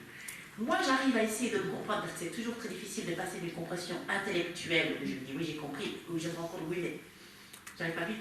Je pense que quand je chante, qui n'est pas une expérience que je vous souhaite d'entendre, mais quand même, quand je chante, j'ai ce sentiment-là parfois qui est une extension de mon corps dans l'espace sonore. Et j'irais même jusqu'à dire que les petits garçons et les petites filles qui sifflent dans les bois pour avoir moins peur quand il fait noir, il y a peut-être de cet ordre-là. C'est le corps s'étend dans l'espace, et tout là où le corps s'étend, c'est pas dangereux. Je sais pas, Boris, c'est purement spéculatif là, ce que je suis en train de faire ici. C'est donc, je pense que quand je chantais ou je sifflais petite dans le noir, il y avait quelque chose qui était de l'ordre d'une extension du corps. Alors je ne dis pas que c'est ça que vivent les animaux, je dis c'est ma manière à moi d'avoir une compréhension autre qu'intellectuelle d'un concept qui me semble extrêmement intéressant, d'en avoir une compréhension intime, je vais dire, en sachant que c'est purement analogique, mais que ça me permet au moins de sentir ce que ça peut vouloir dire, que chez moi, et voilà mon escargot qui revient, mais pour de toute autre raison, en tout cas voilà tous ceux qui vont dire à l'escargot, oui mais nous aussi, chez moi c'est pas à moi, c'est encore moi. Et je trouve c'est une idée extrêmement proche de celle-là, et c'est peut-être de là d'ailleurs qu'elle vient, en lisant Runnexkull, lorsqu'il se pose la question, cette question, cette énigme, pourquoi les petits oiseaux font-ils parfois leur nid dans le même arbre que leur propre prédateur? C'est quand même un pari risqué. Alors il y a plusieurs explications, parce qu'on constate aussi que de la savane, les animaux boivent ensemble, on parle de pacte de la paix, etc. Et bon, mais il y a Steve Glickman, dans spécialiste des hyènes, dit que de toute façon, il y a toujours intérêt à vivre près du prédateur quand on est par exemple une gazelle ou quoi, parce qu'on peut le surveiller. On ne se laisse pas surprendre. Et donc, vous êtes là comme ça et vous verrez à un moment donné, il va bouger, et c'est à ce moment-là qu'il faut, à ce moment-là, vous inquiéter. C'est une bonne raison. Donc, vivre près de chez le prédateur, vivre dans le même arbre que lui, ça peut être une bonne raison. En effet, au moins, on peut surveiller. Mais je pense que c'est quand même un peu risqué, malgré tout, ça reste son avenir. Surtout quand on est petit, que la fuite n'est peut-être pas le choix le plus pertinent. Enfin, et ben, Runnexkull a une autre hypothèse, et elle est extrêmement intéressante, c'est qu'on constate que les oiseaux qui vivent dans le même arbre que leurs prédateurs, leurs propres oisillons sont moins souvent proies de prédation que les autres, dans les autres arbres. Il y a deux hypothèses, deux explications à ça, qui se tiennent bien. Le premier, c'est que le prédateur va empêcher les autres prédateurs de venir, ne fût-ce que pour protéger ses propres petits. Et donc, d'une certaine manière, ils ont un gardien de la paix. Mais il y a une deuxième raison, et là, c'est là où l'hypothèse m'intéresse, et on est dans cette hypothèse de chez moi, c'est encore moins, c'est que dans les entours du nid du prédateur, ça porte l'odeur du prédateur. Ça porte ses marques, ça porte ses odeurs. Donc, ça veut dire que le prédateur, en ce compris peut-être les nids des petits oiseaux aux alentours, chez moi, c'est encore moi. Et moi, je ne me mange pas. Et il y aurait peut-être un mécanisme de type sélection naturelle qui aurait peut-être joué en faveur de ça, c'est que l'oiseau prédateur doit veiller lui-même à ne pas manger ses propres petits. Et donc c'est peut-être ce mécanisme-là qui joue et qui fait que ça protège tous les petits aux alentours. Mais peu importe, enfin pas peu importe le mécanisme, c'est toujours intéressant de faire des hypothèses à propos du mécanisme. Moi ce qui m'importe c'est de voir le constat, c'est pour un prédateur, tel qu'un oiseau de proie, la façon dont il va occuper l'espace fait qu'on peut penser qu'en effet l'espace autour de lui, chez moi, c'est encore moi.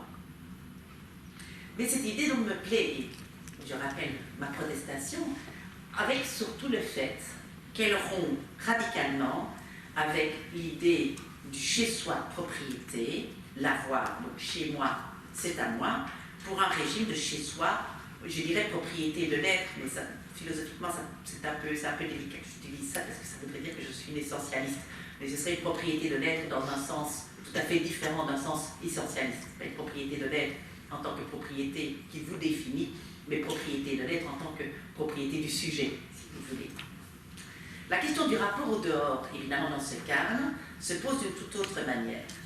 Ce qui veut dire que, par exemple, là où les conceptions traditionnelles du territoire comme c'est à moi insistent sur l'exclusivité de la possession, parce que c'est ça le problème toujours de la possession, et s'attachent à démontrer comment on défend bec et onde cette exclusivité, comment un régime de frontières, j'y arrive, joue dans le maintien de cette exclusivité. Il y a des conceptions alternatives que je suis en train de chercher, que j'essaye de collecter, ouvrent à bien d'autres interrogations, c'est-à-dire à d'autres observations qui n'avaient pas intéressé jusque-là, et c'est ce qui me semble qui est en train de se passer depuis quelques années. Alors je prends encore une autre hypothèse maintenant, et qui est l'hypothèse que je veux un peu transformer, parce qu'elle ne me satisfaisait pas complètement, c'est l'hypothèse de la conception de Gilles Deleuze, donc du philosophe Gilles Deleuze. Quand il propose, lui, que le territoire transforme l'être en être territorial. Alors, être territorial, ce que veut dire Deleuze, en fait, c'est que l'animal, le territoire n'est pas... donc, c'est pas parce qu'un animal est territorial qu'il va aller occuper un territoire. Il va proposer l'inverse.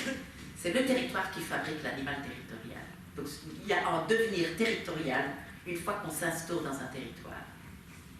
Et il y a une transformation radicale de l'être, il y a un devenir territorial, c'est-à-dire une instauration d'un tout autre rapport, à la fois à l'espace, à la fois aux autres, à la fois à soi-même. Donc il y a un devenir territorial qui n'est pas simplement passage de « avant j'avais pas de territoire et maintenant j'en ai un ». Et ce qui veut dire Deleuze alors, c'est que si le territoire, être territorial, c'est l'ordre du devenir, c'est un nouveau régime de l'être, mais donc le territoire fait l'animal territorial, mais les limites à ce moment-là d'un territoire, c'est plus nécessairement, ou en tout cas plus exclusivement, les marquages d'un intérieur à préserver, mais c'est la création d'un extérieur instauré comme tel.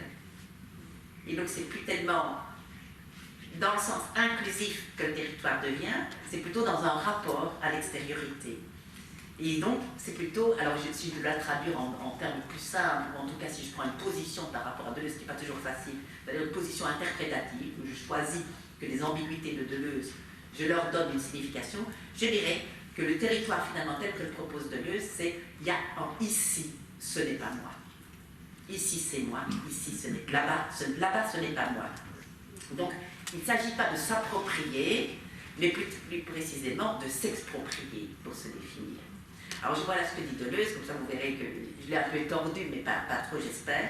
Le territoire ne vaut que par rapport à un mouvement par lequel on sort. Il n'y a pas de territoire sans un vecteur de sortie du territoire. Il n'y a pas de sortie de territoire, c'est-à-dire de déterritorialisation, sans en même temps un effort pour reterritorialiser sur autre chose. Et c'est encore de l'éthologie.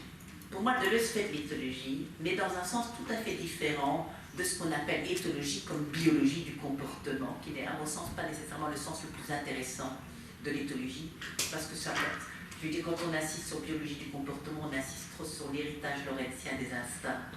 Je pense que Lorenz a beaucoup insisté sur le comportement instinctif.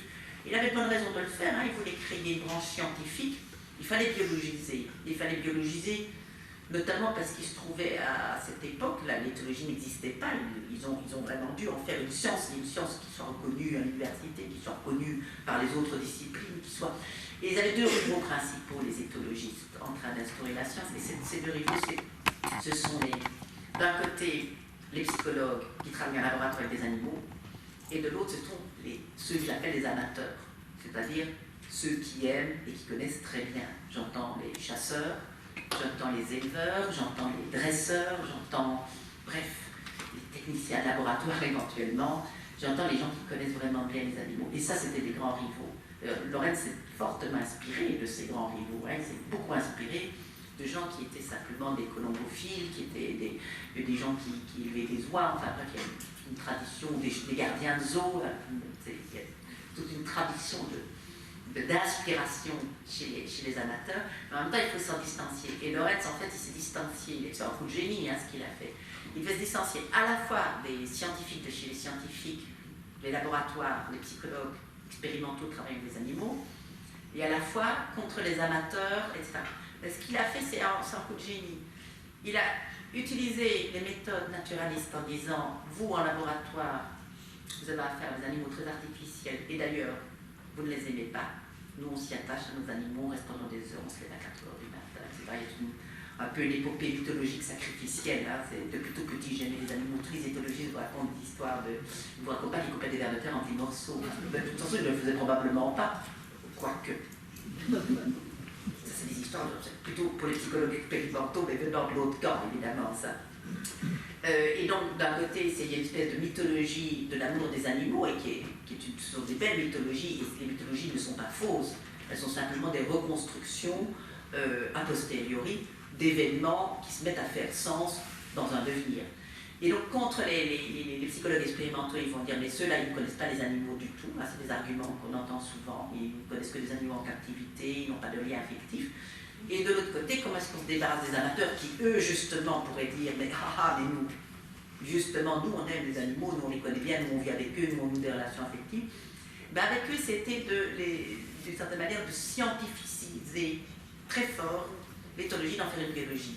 C'est-à-dire de la théoriser à tel point que les amateurs ne pourront plus avoir accès que par littérature interposée, parce que les amateurs lisent, mais ils ne peuvent plus eux-mêmes créer des théorisations.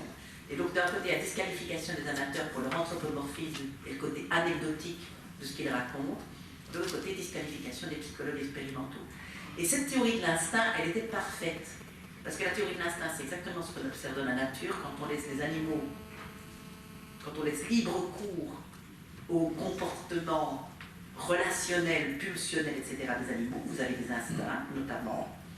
Et en même temps, c'était hyper scientifique, parce que vous avez un modèle qui est quand même très mécanisé et assez sophistiqué. C'est vraiment un plombier de la libido, Lorenz, à ce niveau-là. C'est des jumeaux avec des cubes qui se remplissent, qui se vident, des petits robinets qui s'ouvrent, qui se referment, des soupapes qui lâchent, etc.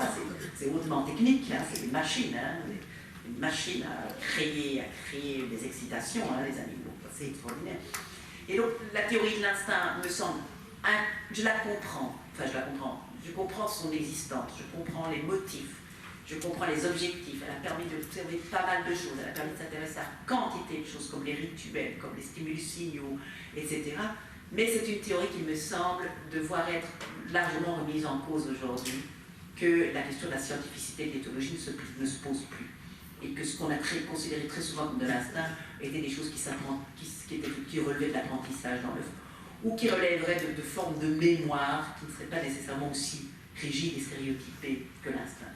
Toujours est-il que l'éthologie, telle que Deleuze l'a définie, me semble une façon intéressante de faire de l'éthologie qui déborde de la biologie du comportement. Et qu'est-ce que c'est que l'éthologie selon Deleuze? C'est une très jolie définition qu'on trouvera, si ça vous intéresse, vous allez écouter ses cours sur Spinoza de décembre 1980, les cours du 9 décembre 1980 pour être plus précise, où il va définir l'éthologie et il va reprendre ça dans son livre sur Spinoza, dans son livre sur Spinoza.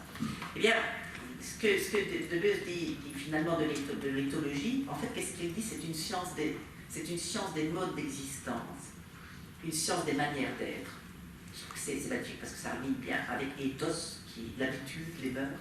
Et pourquoi est-ce qu'il utilise le mot éthologie? En fait, c'est parce que Deleuze, chez Spinoza, va vouloir faire une profonde différence, qui est une différence spinoziste entre l'éthique et la morale. Alors pour le faire un peu vite et un peu brutalement, la morale, c'est du jugement. Celui qui est immoral, celui qui est moraliste, c'est celui qui vient juger. Il vient toujours avec un jugement. Alors que l'éthique, dit-il, c'est de l'éthologie, c'est-à-dire c'est la description de manière d'être. Et c'est quoi la description de manière d'être? Dans une optique spinoziste, c'est la description de puissance. De quoi est-il capable? Et il dit les éthologistes, d'une certaine manière, les éthiciens spinozistes, ce sont des éthologistes, parce que la question qu'ils posent, celui-là, de quoi il est capable. Et c'est ça le travail des éthologistes. Quand ils vont sur le terrain, plutôt que de décrire les animaux dans leur essence, soit en mode aristotélicien ou autre, ils viennent et disent, c'est quoi celui-là, de quoi il est capable? Ah, celui-là, il mange de l'herbe, les régimes alimentaires de Deleuze. Ça, c'est une question éthologique, c'est une question de puissance. Le chameau, il peut ne pas boire pendant 3 jours. Bien, ça, c'est la puissance du chameau. Celui-là, il est capable de voler. Ça, c'est la puissance du vol, la puissance de la connaissance des airs, de l'importance du vent, etc. Et c'est assez joli, l'éthique. En fait, c'est une science pratique, parce que Deleuze insistera, c'est une science pratique des modes d'existence, des manières d'être, et c'est en cela donc qu'elle se différencie de la morale et des passions tristes de la morale, parce que je pense qu'il y a des passions tristes dans la morale, le jugement, une passion triste. Et donc, on revient au territoire, après cette petite incartade dans l'éthologie, pour situer aussi quel type d'éthologie moi j'essaie de construire. Mon éthologie insurrectionnelle, en fait, elle se fonde sur une éthique, et sur une éthique spinoziste, c'est-à-dire une éthique des pouvoirs, des capacités, évidemment des passions, ce qui affecte. Alors, si le territoire, en tant que, je vais devoir le penser en termes éthologiques, c'est-à-dire en tant que quelque chose qui affecte, qui vous transforme, quelque chose qui, d'une certaine manière, augmente votre puissance et vous rend puissant autrement. Si le territoire est de l'ordre du devenir, comme je le trouve chez Deleuze, si le territoire fait un événement, c'est-à-dire, qu'est-ce que c'est qu'un événement? Mais là, je reprends une définition que pose Stenbias, je trouve que c'est exemplaire. C'est quoi un événement? C'est quelque chose qui fait que quand vous êtes passé par cet événement, vous ne pouvez plus, il n'y a pas de réversibilité de l'événement. Et le plus bel exemple, c'est la lecture. Une fois que vous savez lire, vous ne pouvez plus ne pas lire. Il y a un événement, vous êtes devenu un lecteur. Vous n'êtes plus le même être. Vous êtes devenu un lecteur. Et il faut soit vous hypnotiser très profondément, soit détruire une bonne partie de votre cerveau pour faire que vous reveniez dans l'état ancien. Et ben, de toute façon, l'état ancien n'existe plus, si on ne détruit pas votre cerveau. Mon exemple n'est pas bon. Donc de toute façon, il y a événement, quand il y a une transformation de l'être sur un mode non réversible qui fait que vous êtes dans un nouveau rapport avec vous-même et avec le monde. Il y a un monde qui n'est plus le même. Parce que le monde du lecteur, ce n'est pas le monde du non-lecteur. Donc vous êtes non seulement dans un nouveau rapport avec vous-même, vous êtes un nouvel être, mais dans un rapport avec un autre monde, qui est un monde qui devient visible. Alors, il y a donc un nouveau mode d'existence, et ce nouveau mode d'existence, je voudrais l'utiliser pour penser encore une autre version territoriale de certains animaux, qui seraient les territoires collectifs. Parce que ça, encore un très joli problème, les territoires collectifs, et je m'y suis intéressée notamment en lisant Étienne Souriau, en lisant Deleuze et en lisant aussi tous ces... Alors là, les livres sur l'architecture animale. Pourquoi? Parce que les livres sur l'architecture animale vont parler des territoires collectifs, notamment des célèbres, des célébrissimes tisserands de la plaine africaine, qui sont des oiseaux qui tissent des choses absolument magnifiques. Alors vous avez les tisserands de la plaine africaine. Vous avez plusieurs sortes de tisserands et ils font des nids qui sont... alors, et puis vous avez aussi les républicains sociaux qui sont des oiseaux aussi d'Afrique. Alors, par exemple, les tisserands de la plaine africaine, qu'est-ce qu'ils font? Ben, il y a une espèce particulière, par exemple, et ben, il y a un couple qui arrive dans un arbre, en acacia, et ils vont construire un nid. Ils construisent leur nid. Et ben, quand les autres les voient faire, d'autres couples vont arriver et vont construire dans le même arbre des nids. Et puis, ils vont se faire des petits tunnels entre les nids.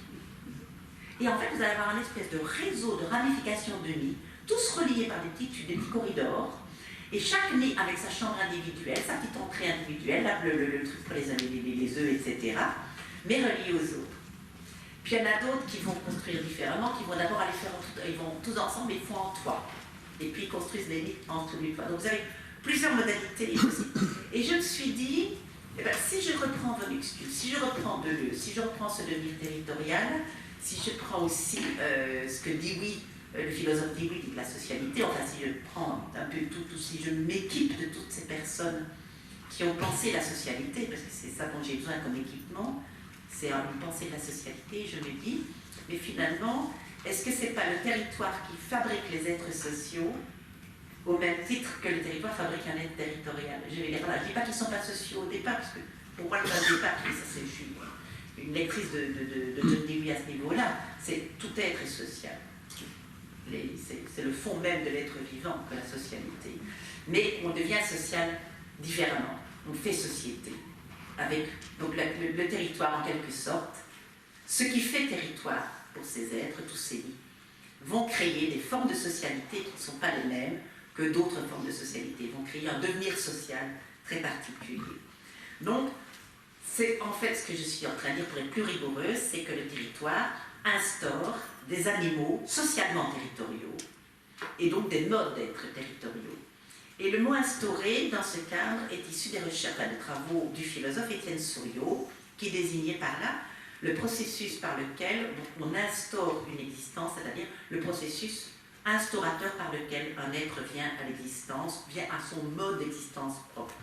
C'est pas un hasard que je me réfère à lui, parce que en fait c'est la description, donc le terme d'instauration, grâce aux travaux de Bruno Latour, j'avais été amenée à utiliser souvent ce concept qui mérite, par rapport au concept créateur, de ne pas trop insister sur le pouvoir démiurgique du constructeur, ou si je n'utilise pas le terme constructeur, pour ne pas insister sur le côté constructiviste, qui est toujours un tout petit peu dangereux comme terme, puisqu'on imagine qu'à ce moment-là, qu'on a pleine puissance, on est le seul acteur, celui qui construit le seul acteur, alors qu'avec l'instauration, on a un terme qui vous fait hésiter, parce que vous ne pouvez pas instaurer un être si cet être lui-même n'est pas dans un devenir ce qu'il est en train de devenir. Et Souriau prend l'exemple, par exemple, de l'art, et une œuvre d'art demande...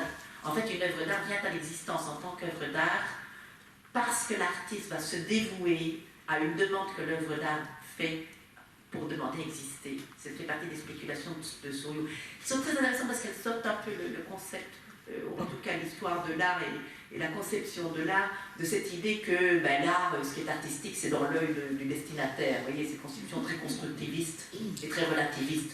Finalement, est artistique ce que nous considérons, ce que le marché de l'art considère comme artistique.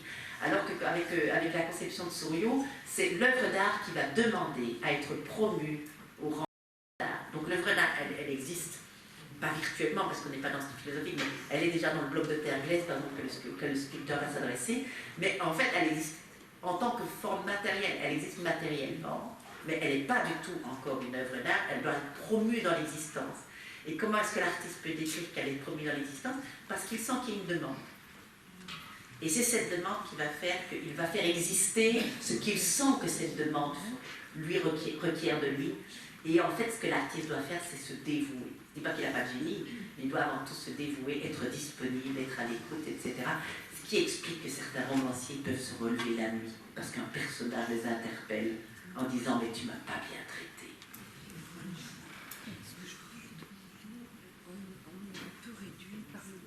Oui? Ah ben encore 3/4 d'heure et j'ai fini. On a la disponibilité de l'enfant jusqu'à 8 heures. Donc... Oh oui, et je dois laisser du temps pour les questions. Eh bien, je disais donc, un mâle construit un nid, le nid est créateur d'amour. Pourquoi? Je vais finir en 2 minutes pour faire comme une conclusion. Mais non, mais excusez-moi, je crois que c'était juste 8h30, alors je vous dis, allons-y. Non, D'accord.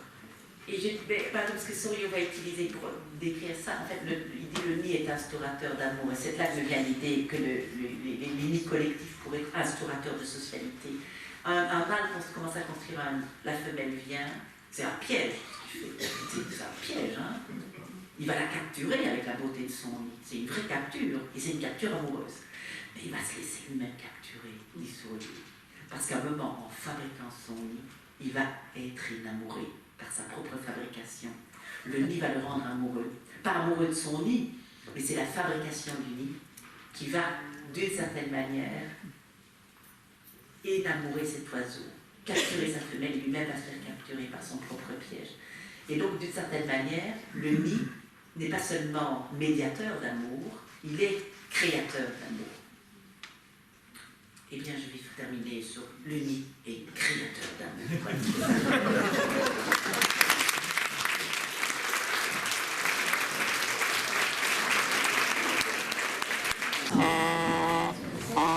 merci Vinciane parce que tu viens de me faire comprendre pourquoi je suis le seul à avoir un chien lacanien. Quand je lui lis les textes de Lacan, il couche les oreilles et il remue la queue. C'est la preuve que c'est le seul à comprendre Lacan. Donc mon chien est très intelligent et effectivement, il est très territorial. J'ai compris pourquoi il est territorial, c'est qu'en fait, on ne peut pas être sans autre. Donc, et là, je suis en train de citer Deleuze et Guattari qui s'intéressaient beaucoup à l'éthologie de manière un peu poétique, mais c'était très stimulant. La manière dont ils s'y intéressaient, c'était amusant, c'était stimulant, c'était beau. Et Guattari, notamment, aimait beaucoup cette poésie éthologique. Alors, c'est vrai que quand l'éthologie est née, elle s'appelait d'abord biologie du comportement.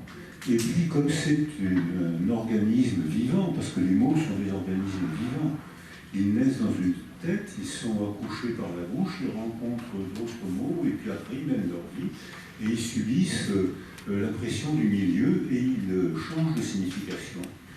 Et l'éthologie, qui était au début une biologie du comportement, à notre grande surprise, aujourd'hui, elle évolue vers la linguistique. Et alors ça, on l'avait un peu pressenti quand on avait rencontré Charlie Schtroumpf, on l'avait un petit peu pressenti, d'où la phrase que tu as gentiment citée, mais actuellement, c'est une évolution très étonnante de l'éthologie qui garde un pied dans la biologie, mais la linguistique elle-même a un pied dans la biologie, elle a un pied dans la neurologie. La grammaire est une structure neurologique, alors que les mots, eux, effectivement, structurent notre société, notre manière d'être ensemble. Alors, bien sûr, j'avais plein de questions à te poser, mais je vais t'en poser sûrement une. C'est que le choix des mots, c'est déjà une interprétation du monde. Et que c'est déjà un acte de création. Nommer les choses, c'est déjà les créer. Et alors là, tu as commencé ton exposé en critiquant un petit peu le problème des frontières. Mais est-ce que tu ne crois pas que nommer les choses, c'est créer une frontière? Le problème, c'est quand la frontière, on ne peut pas la franchir, et dans ce cas-là, ça devient une prison, un cadre rigide qu'on ne peut pas faire évoluer.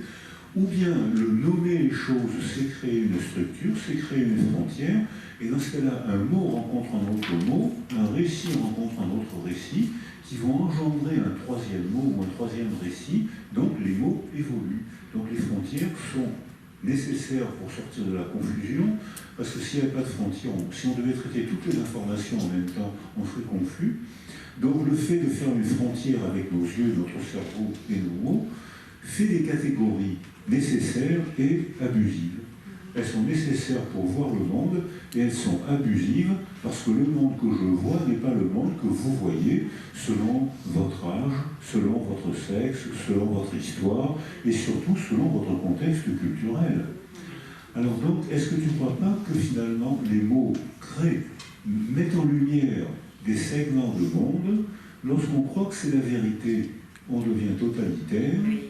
Et lorsqu'on accepte que nos mots rencontrent d'autres mots, à ce moment-là, on engendre des récits, on n'en finit plus de pas être d'accord, ce qui est délicieux. Oui.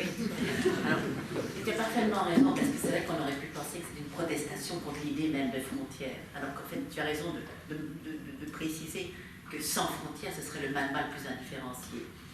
Et dans ce que tu dis, je me dis que je reprendrai cela en disant que la protestation que j'ai aimée, c'est quand les frontières apparaissent comme si elles n'auraient pas pu être autrement que ce qu'elles sont. Par exemple, quand on voit par exemple la différence entre nature et culture, ben c'est la problématique d'une culture particulière qui est la nôtre, c'est d'imaginer qu'il existe quelque chose comme une nature qui existe en soi et comme une culture qui existe en soi et qui a justifié la séparation, qui a justifié l'exceptionnalisme humain, etc. Et que c'était extrêmement difficile de remettre en question parce que cette frontière entre nature et culture, elle semblait infranchissable. Alors qu'en fait, les frontières, elles sont extrêmement intéressantes à partir du moment où on peut, par moment, pas nécessairement tout le temps, parce qu'on a besoin d'avoir des vacances morales, à ce que James appelle des vacances morales, on peut s'arrêter de tout le temps remettre en cause, etc. C'est l'idée que elle aurait pu être autrement que ce qu'elle est, et elle aurait pu être ailleurs que là où elle est. Et ça, je trouve que c'est intéressant. Moi, j'aime bien les frontières en plus, parce que dans mes travaux, hein, parce que moi, une des choses qui m'a le plus intéressée dans mes travaux, c'est les contrebandiers, c'est la contrebande. Et par exemple, le trafic entre biologie et sociologie, qui est un haut lieu de contrebande. Alors, les sociologistes vont chercher du côté de la biologie, vont essayer de sociologiser la biologie, et les biologistes vont essayer de biologiser la sociologie. Je ne suis pas d'accord avec eux, mais qu'est-ce que c'est joli comme contrebande, quoi, quand la nature et la culture commencent à se mélanger, on ne s'y retrouve plus, ce que la tour disait, les embryons congelés, les trous dans la couche d'ozone, les chiens, c'est de la nature ou de la culture, c'est des produits de contrebande. Et je trouve que c'est là où il y a plein de choses intéressantes, c'est dans les contrebandiers, mais il n'y a pas de contrebandiers sans frontières.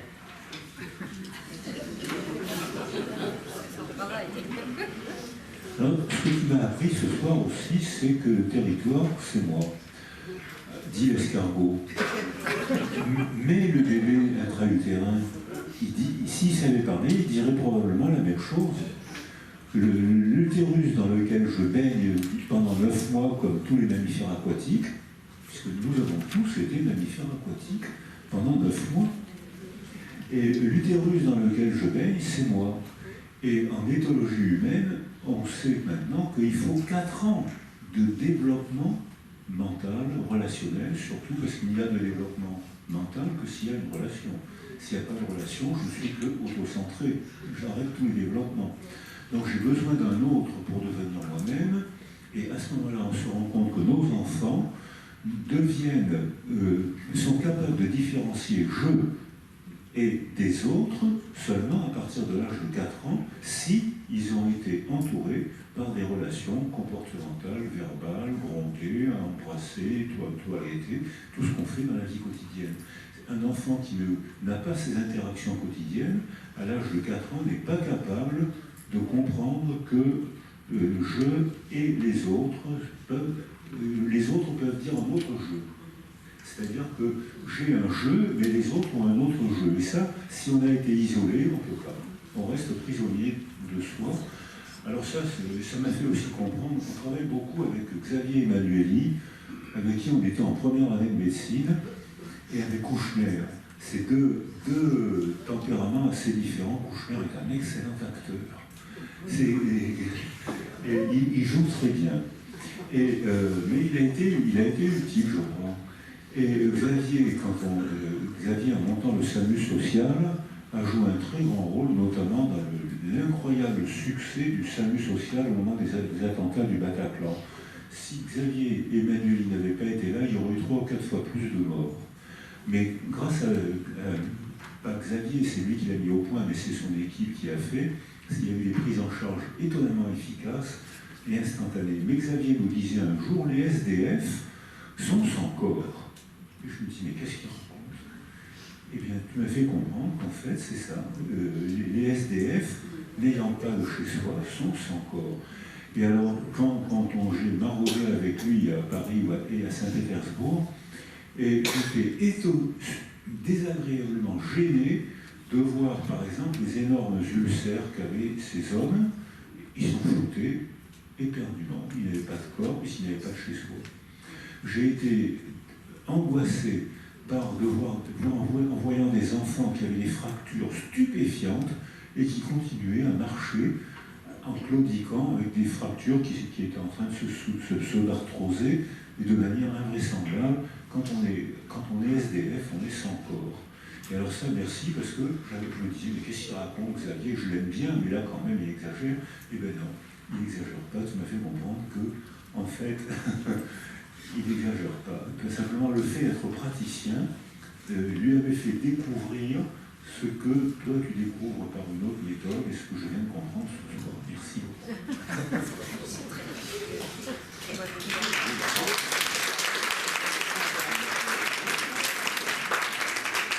Qui veut prendre la parole? Une question.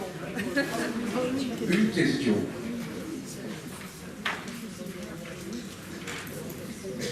Ici, il y a une question. Là-bas.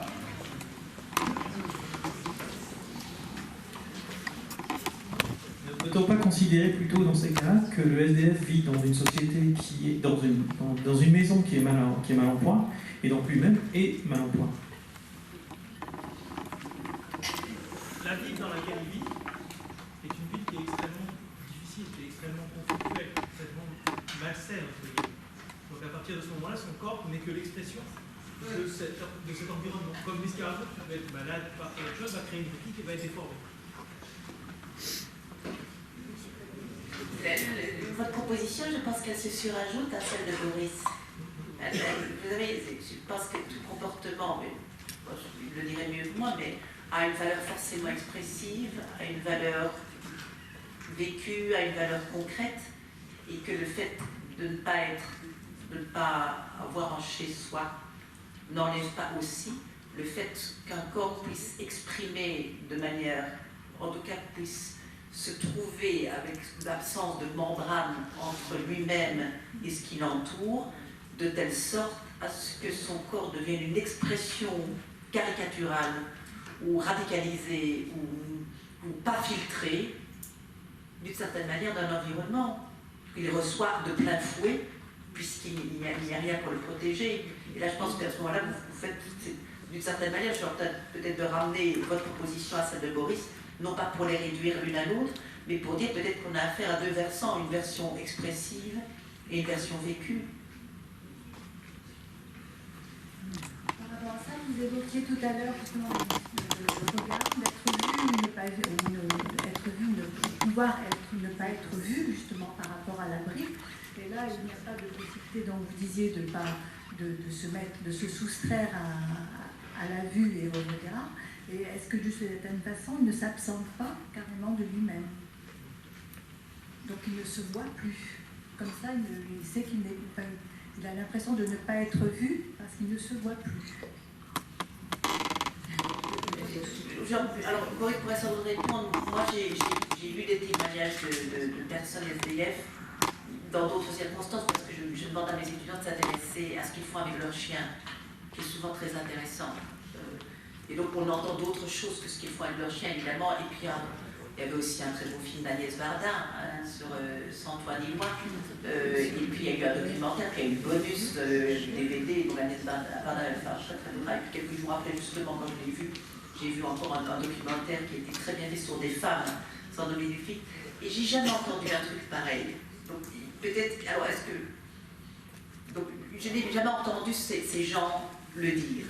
Mais peut-être qu'ils le disent et qu'ils ne le disent pas dans les circonstances où on les interroge.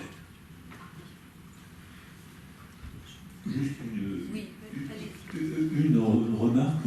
Tu as dit que tu as parlé du pouvoir, les mots sont des destins. Les mots ont, la manière dont on nomme les choses, c'est déjà un destin. Et pour l'éthologie, on a beaucoup souffert de cette phrase. C'est que par exemple, le mot dominant que tu as employé, qui a été employé pour nos enfants par Hubert Montagnier, qui décrivait dans le maternel des enfants dominants et des enfants donc dominés, avec une petite manipulation expérimentale très amusante. Il prenait un tabouret et il le retournait sur un autre tabouret. Et ça intéressait beaucoup. Ça se passe chez les enfants dans une crèche. Mais c'est pareil à l'université. C'est-à-dire qu'il prend un tabouret, il le renverse sur un autre tabouret, et ce lieu saillant intéresse les enfants, et là, il fait une catégorie avec les dominants et les dominés. Les dominants, c'est ceux qui s'emparent de cet espace, donc les dominés, c'est ceux qui n'y ont pas accès. Quelques jours, quelques semaines après cette publication de Montagnier, qui méthodologiquement était très amusante et très intéressante, c'était récupéré par Maigret, à l'époque où il était encore proche de Le Pen, pour dire voilà, dans la nature, il y a des dominants et des dominés, donc respectons les lois de la nature. Donc la phrase, ce que tu as dit est tragiquement vrai. Et en plus, mais je crois que c'est inévitable. C'est vrai pour l'éthologie, mais c'est vrai pour toutes les sciences, probablement même aussi pour les sciences dures. Darwin, c'est une science demi-dure, c'est un raisonnement philosophico-biologico-évolutif qui a joué un rôle important dans la manière de poser les questions. Il parle de la sélection du plus apte. La sœur de Lich, Madame Förster entend le plus apte, c'est le plus fort, puisque moi, amoureuse du nazisme, je fais partie de la race supérieure, puisque je suis blonde aux yeux bleus, ce que je conteste fortement, puisque les découvertes scientifiques modernes prouvent scientifiquement, bien sûr, que la race supérieure, c'est les chauves. Mais oui, c'est scientifiquement prouvé. Donc, et Förster donc, voit avec ses yeux nazis, elle voit avec ses pensées ces mots nazis, et elle entend sélection du plus fort, alors que c'est des sélections du plus apte, ce qui n'est pas du tout la même chose. Le plus apte, c'est le plus apte à se reproduire sexuellement dans un contexte donné, c'est souvent pas le plus fort. Par exemple, il y a une maladie, il y en a un petit peu à Toulon, la thalassémie. C'est des gens qui ont une maladie sanguine où les globules rouges se torsadent, et je ne sais pas ce qui se passe, mais probablement ils sécrètent moins de phéromones, je ne sais pas. Et ça, ils n'attirent pas les moustiques. Donc, voilà, dans un contexte où il y a du paludisme, ils sont protégés, ils se reproduisent sexuellement, alors que les autres meurent, sont malades, et eux, donc, c'est les plus aptes qui se reproduisent. Et c'est pas les plus forts, parce qu'une thalassémie, on n'est pas fort quand on a une thalassémie. C'est l'anémie falciforme, c'est ça? C'est ça, oui, les anémies falciformes, c'est-à-dire qu'on est anémié. On est anémié. Et donc, ce contresens, elle avait entendu sélection du plus fort parce elle voyait le monde avec une pensée nazie, et elle avait utilisé une idée de Darwin que je crois défendable pour en faire pour légitimer l'idéologie nazie. Donc je suis totalement... Mais c'est vrai pour tout, c'est vrai pour l'éthologie, c'est vrai pour la biologie, c'est vrai même probablement pour les sciences dures. Je ne sais pas s'il y a des scientifiques durs dans la salle, il y en a toujours. Hein. Mais est-ce que, comment faire? Je pense que pour éviter cette récupération idéologique, qu'est-ce qu'il faut faire? Publier encore plus, se taire, envoyer des lettres anonymes? Qu'est-ce que tu ferais, toi? Mais les féministes ont bien réfléchi à cette question-là du côté de la primatologie, de la biologie, de l'éthologie, et je trouve que c'est intéressant, c'est de voir, tiens, mais elles ne cessent de déconstruire les histoires, non pas pour dire, mais simplement en posant la question, tiens, quel type d'histoire privilégions-nous? Par exemple, les grandes épopées héroïques de l'homme conquérant le feu, de l'homme chasseur, etc. Mais à quel type de scénario est-ce qu'on est préparé? À quel monde on est préparé? À quel monde, je veux dire, à quel monde on prépare avec ça? Il y avait un tout bel exemple, c'est avec le mot harem. Toutes les recherches, mais ça vient, le truc, ça a été particulièrement dans les recherches sur l'infanticide avec les langures, c'est qu'on avait constaté que les langures peuvent vivre de plusieurs manières, en groupe polygyne, donc plusieurs femelles avec un seul mâle, en groupe mixte, en groupe... Bref, ils sont très inventifs. Et il y a eu à un moment donné des observations d'infanticide dans une troupe particulière qui était considérée par un chercheur japonais, comme étant un groupe en harem, et dont quand le souverain, c'est le chercheur japonais qui dit ça, a disparu, la troupe s'est recomposée autour d'un nouveau mâle dominant, et il y a des mâles qui sont entrés, et ce mâle dominant a tué les bébés des femelles afin de les remettre en chaleur, afin qu'elles puissent procréer de nouveau, ce qui est l'explication sociobiologique traditionnelle. Et en fait, on se rend compte que si on enlève le mot harem, l'histoire elle tient tout si bien la route. Et déjà, si on enlève le mot harem, on commence à être attentif à certaines choses. Alors, c'est les chercheuses qui ont dit ça. Dire harem, ça veut dire quoi? Ça veut dire qu'en effet, qu'il y a un mâle souverain, dominant, propriétaire. Mais si vous dites, par exemple, que chez les langures, comme chez d'autres singes, par exemple, chez certains babouins, par exemple, les mâles, ils mangent beaucoup, ils font beaucoup de bruit, ils prennent beaucoup de place, ils sont énervés, ils sont souvent de mauvaise humeur. Et donc, pourquoi est-ce qu'on en prendrait plusieurs si on peut se contenter d'un seul, qui nous fait des enfants à toutes, et qu'on arrive comme ça à plus ou moins maîtriser, pas dominer, on arrive quand même à gérer ses comportements un peu nerveux, et grâce à lui, il tient les autres mâles à la périphérie, donc nous on est tranquilles, et on vit entre nous. Et d'un seul coup, vous avez une toute autre... Elles disent pas que c'est la vérité, elles disent, imaginons un scénario, et qu'est-ce que ça change? Mais vous n'avez plus un harem, et puis à ce moment-là, vous n'avez plus un mâle souverain dominant. Vous avez quoi? un mâle qu'on aimait bien. Celui-là, on l'aimait bien. Et qu'est-ce qui lui est arrivé à celui-là qu'on aimait bien? C'est que le chercheur japonais, bon là, vous découvrez qu'en fait, il voulait savoir ce qui allait se passer si le souverain dominant disparaissait. Il l'avait enlevé. Il a fait un kidnapping. Et donc, il y a un autre qu'on aimait beaucoup moins bien et qui attendait à la frontière depuis pas mal de temps. Et en fait, il a peut-être tué les petits, mais il a aussi tué des femelles. Ça aussi, on oublie de le dire. C'est qu'en fait, il y a eu une telle nervosité, une telle bagarre et tout dans ce groupe, qu'il y a eu plusieurs morts, dont des petits. Mais les chercheurs ont pensé les petits infanticides, ça, parce que ça correspondait à un script.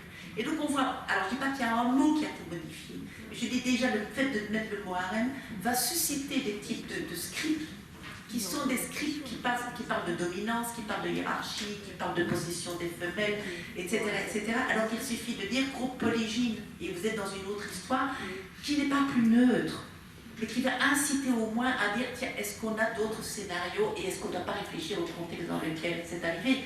Et donc les mots, ben, il faut simplement non pas se dire on ne va pas les utiliser, etc., se dire simplement quelle responsabilité ce mot va prendre.